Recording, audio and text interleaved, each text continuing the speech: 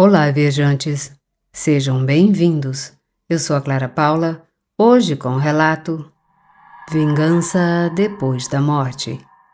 Costuma-se dizer que se deve temer mais os vivos do que os mortos, mas esse ditado nem sempre é verdade. Pelo menos não foi no meu caso. Tudo começou quando eu ainda era uma menina muito pequena.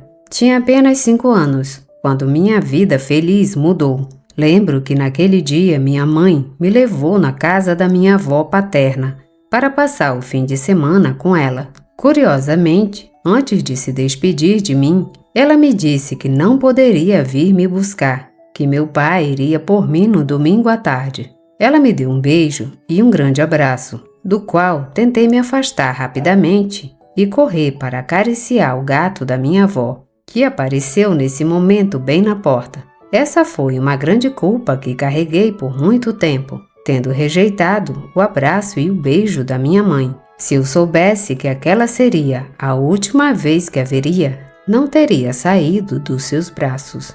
Quando chegamos no domingo à tarde, meu pai apareceu bastante arrasado. Parecia triste, com claros sinais de ter chorado. Conversou alguma coisa com a avó e eles se abraçaram. Foi a primeira vez que vi meu pai chorando, como se fosse uma criança. Quando cheguei em casa, foi muito difícil para ele me contar o que havia acontecido. Depois de me dizer que nunca me abandonaria e que estaria sempre ao meu lado, ele me disse que mamãe havia falecido, sem me dar muitos detalhes. Só que o corpo dela estava agora em uma ânfora que continha suas cinzas. Como era muito jovem, não entendia a magnitude do que isso significava, mas com o passar dos dias comecei a precisar da minha mãe. Tanto eu quanto meu pai terminávamos nossas noites chorando. Sentíamos muita falta da presença da minha mãe. Assim foram passando os anos. Todas as noites eu rezava para minha mãe,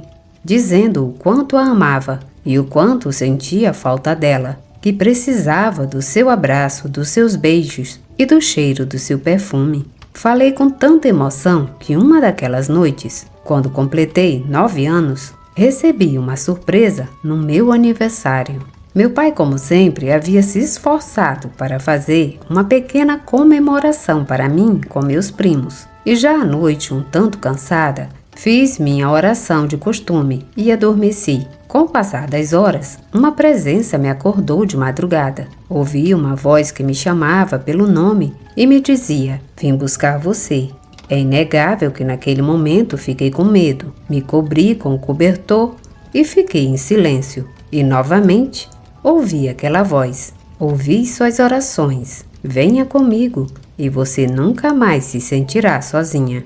Abaixei o cobertor e lentamente pude ver, como perto da janela, uma silhueta feminina. Sem pensar, naquele momento, e com evidente emoção na voz, disse a ela: "Mãe, é você? Você veio me buscar?" Ela não respondeu, mas estendeu os braços em minha direção, me convidando a abraçá-la. Levantei-me da cama e corri em sua direção, mas no momento em que a abracei, ela desapareceu como uma nuvem. Naquela noite tive uma sensação estranha.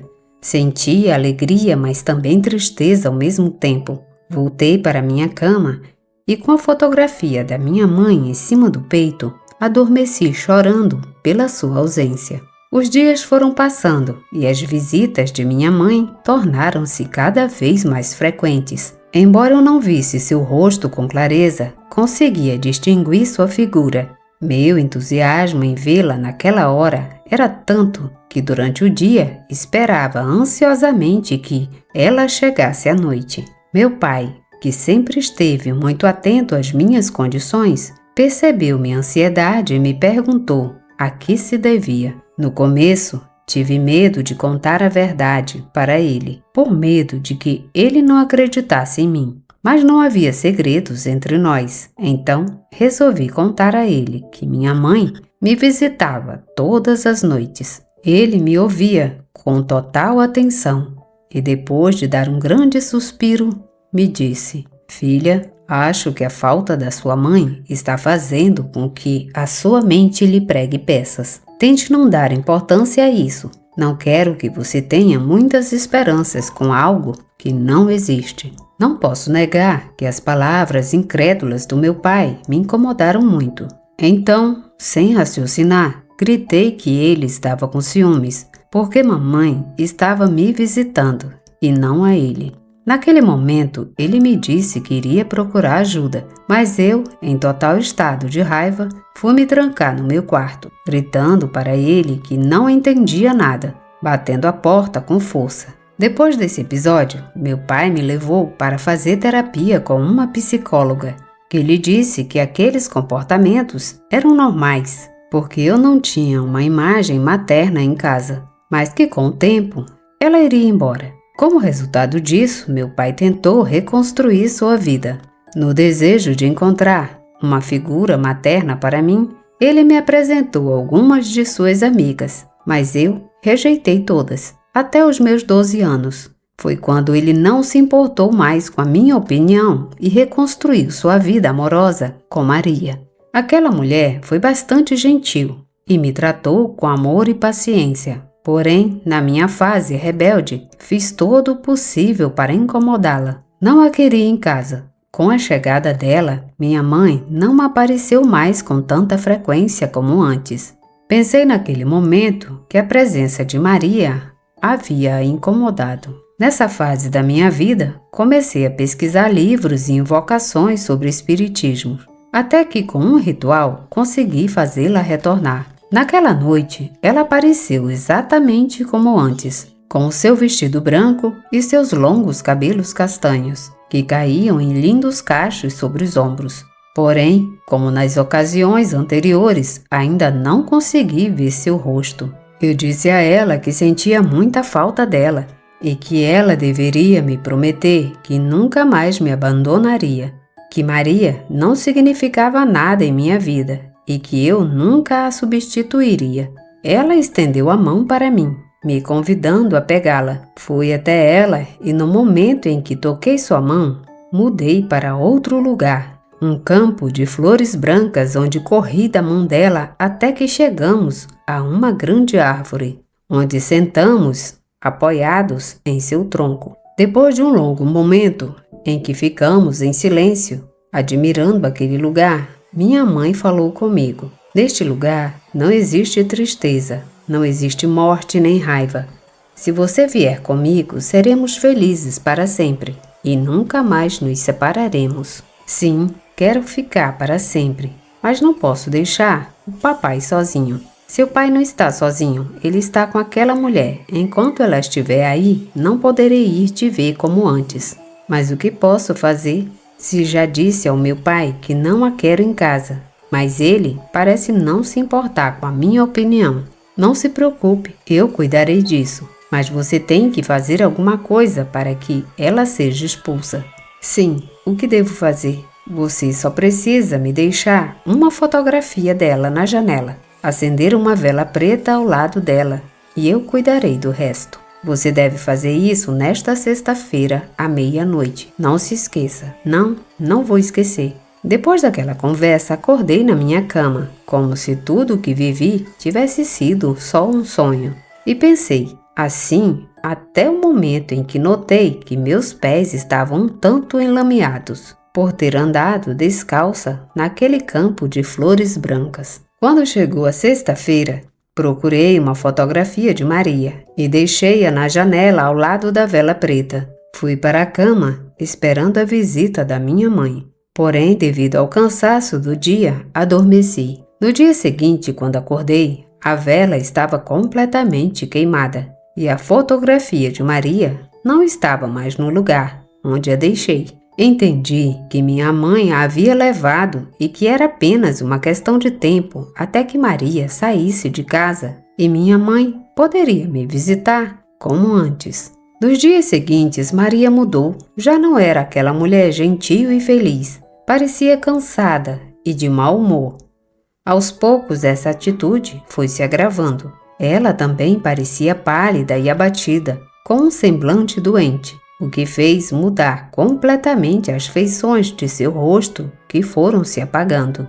Até que depois de um mês, ela não conseguia mais sair da cama. Não posso negar que vê-la naquele estado me causou alguma compaixão e também alguma culpa. Mas quando vi a fotografia da minha mãe, senti que o que fiz foi a coisa certa. Embora seja verdade que a queria fora de casa, nunca pensei que me livrar dela significaria que ela perderia a vida. E foi o que aconteceu depois de uma semana que ela estava agonizando, sem ter um diagnóstico claro dos médicos. Com a morte de Maria, meu pai entrou em depressão. Sua atitude não era a mesma de quando minha mãe morreu. Nesta ocasião, ele ficou ainda mais magoado e desanimado. Então comecei a adotar um ressentimento em relação a ele, pois eu pensei que ele amava a Maria mais do que minha mãe. Com o passar dos dias, ele já nem me dava atenção ou carinho. Por outro lado, eu não me importava, pois minha mãe voltava para me visitar todas as noites, insistindo para que eu fosse com ela. Porém, eu continuava dizendo a ela que eu não podia deixar meu pai sozinho. Se passaram 2 anos desde a morte de Maria, e meu pai ainda estava deprimido, sem que eu pudesse ajudá-lo. A essa altura, eu já estava cansada de toda aquela situação. Ele havia mudado tanto que nada mais importava. Parecia um morto-vivo. Passava o dia inteiro trabalhando e quando chegava em casa, comia em silêncio e depois ia dormir. Devido a essa mudança, tive que tomar conta da casa. Depois de voltar da escola, tive que limpá-la e preparar a comida. Acabei me cansando dessas responsabilidades desde muito jovem. Nesses momentos, pensei que Maria nos fazia muita falta e que talvez eu não tenha tomado uma boa decisão ao afastá-la. Mas era tarde demais para esses questionamentos. Não havia mais nada que eu pudesse fazer. Naquela noite, quando minha mãe me visitou, percebeu meu cansaço e novamente me convidou para entrar em seu mundo. Peguei sua mão e nos sentamos novamente sob aquela enorme árvore. Naquele lugar pude respirar com calma, e o cheiro de flores encheram-me os sentidos com uma fragrância agradável, que produziu em mim uma enorme emoção. Eu estava aproveitando aquele momento em que o silêncio foi interrompido pela voz da minha mãe, que me disse: "Você já está crescendo. Daqui a uma semana você fará 15 anos. A partir desse momento, não poderei mais te visitar. É importante que você saiba, pois depois desse dia teremos que nos despedir para sempre. E você não terá mais a oportunidade de vir comigo, para ficarmos juntas na eternidade." Suas palavras me surpreenderam. Pareciam cheias de dor, além de serem difíceis de aceitar. Eu não queria perdê-la de novo, mas também não queria deixar meu pai sozinho. Ela, como se lesse meus pensamentos, me disse: "Não é necessário deixar o papai sozinho. Ele também pode vir conosco. Você já sabe o que tem que fazer para que nós 3 possamos ficar juntos para a eternidade. Aqui seremos muito felizes, ainda mais do que antes da minha morte." Suas palavras me causaram grandes arrepios, não sei porquê. Longe de soarem como um convite, seu tom parecia assustador e ameaçador. Pense nisso. Você tem até a noite do seu aniversário para tomar essa decisão. Naquele momento acordei na minha cama, mas não com a sensação de outras noites. Dessa vez, senti muita tristeza, angústia e uma carga emocional que me fez chorar muito. Todos os dias eu pensava em qual decisão tomar. Ficava muito confusa. Tinha dias que achava melhor me despedir da mamãe para sempre e aprender a conviver novamente com a ausência dela.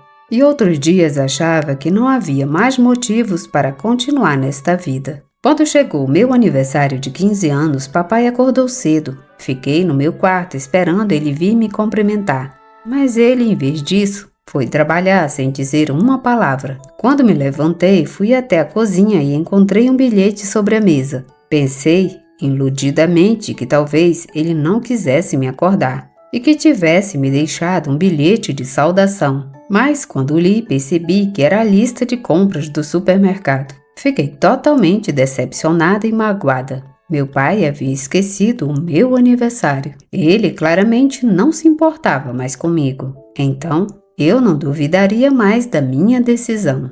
Fui ao quarto dele e procurei uma de suas fotografias, que deixei na minha janela ao lado da vela preta, aquela que eu acenderia quando chegasse à meia-noite. Com tudo pronto, fui para a aula e, ao sair, fui fazer compras no supermercado.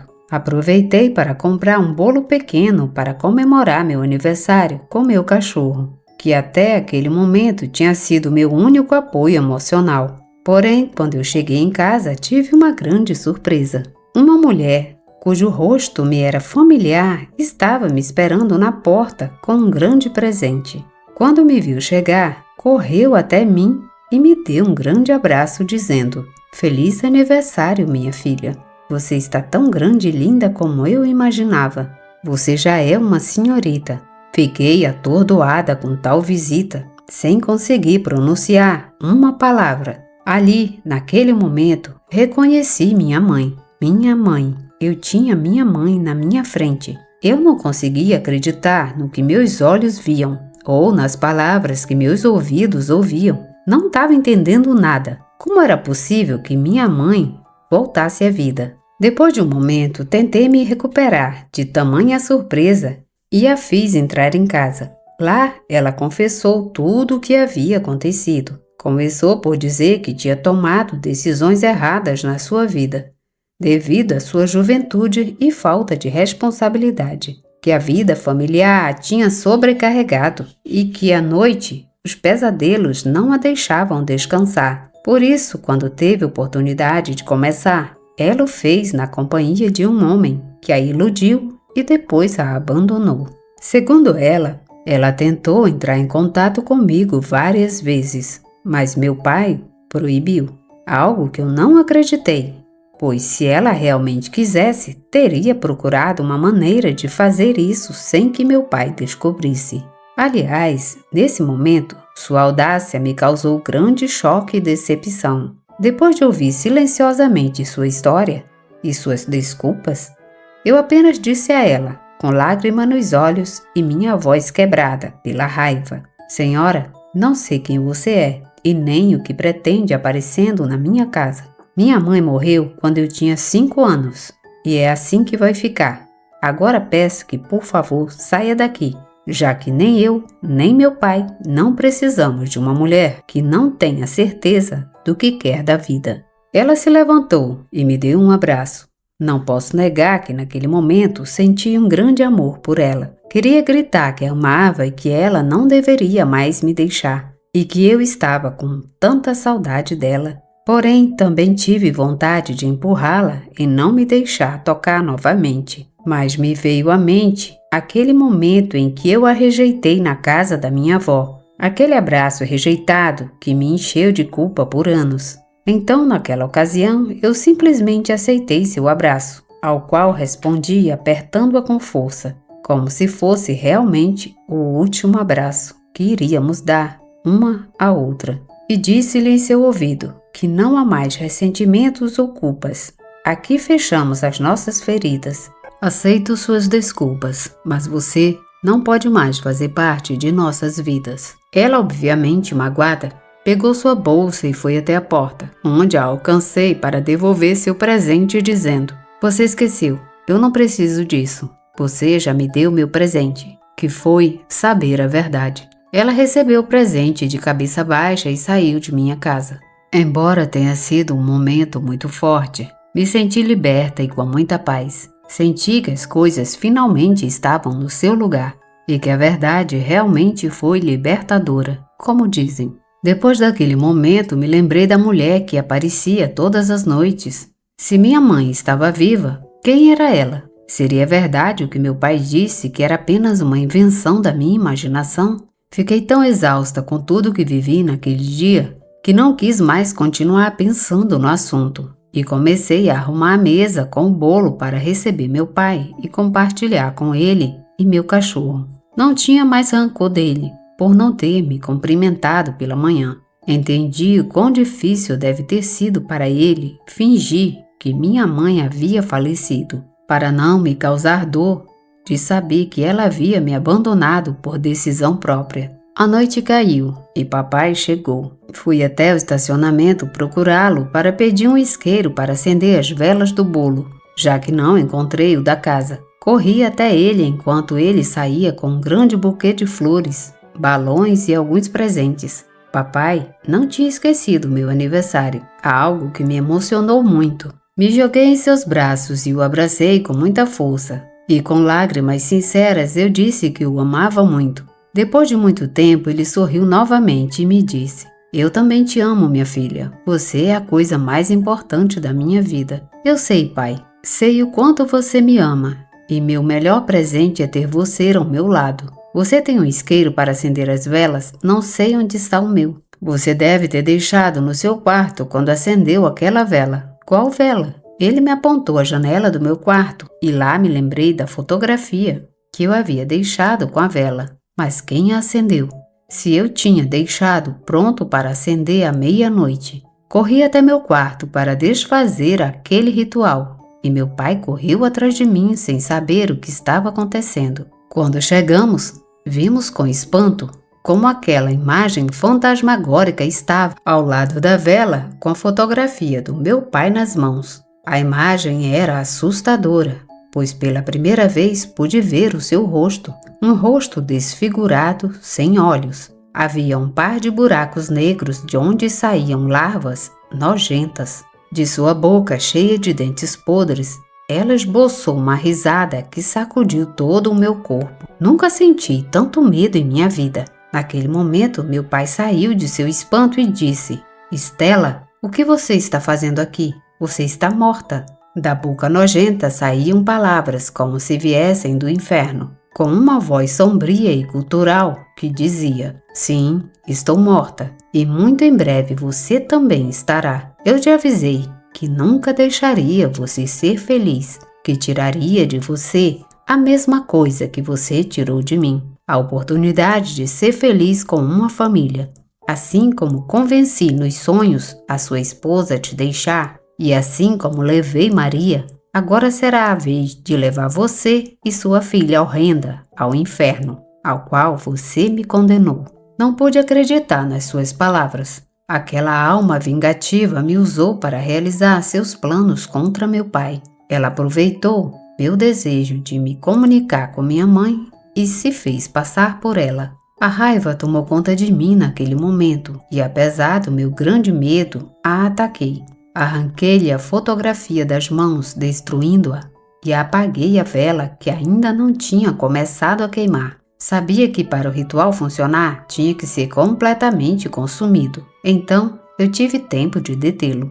Aquela presença fantasmagórica emitia um grunhido ensurdecedor que tentei ignorar e corri para o meu livro de evocações, no qual havia desenhado o portal que permitia àquela entidade chegar ao nosso mundo. Borrifei-o com água benta e álcool a 100 graus, para depois queimá-los nas chamas. Naquele momento, aquela entidade começou a gritar de dor, enquanto era consumida pelas chamas, igual aquele desenho, até não sobrar nada além de cinzas, que recolhemos e jogamos no vaso sanitário. Depois que tudo se acalmou, meu pai me contou quem era aquela mulher. Estela era sua tia. Muito antes de você nascer, ela estava noiva para casar. Naquela época eu era apenas um adolescente e era bastante imprudente. Minha irmã estava grávida, mas não do namorado, algo que descobri por acaso. Ouvi a conversa dela com a vizinha. Não guardei segredo e contei para o namorado dela, que não aceitou muito bem.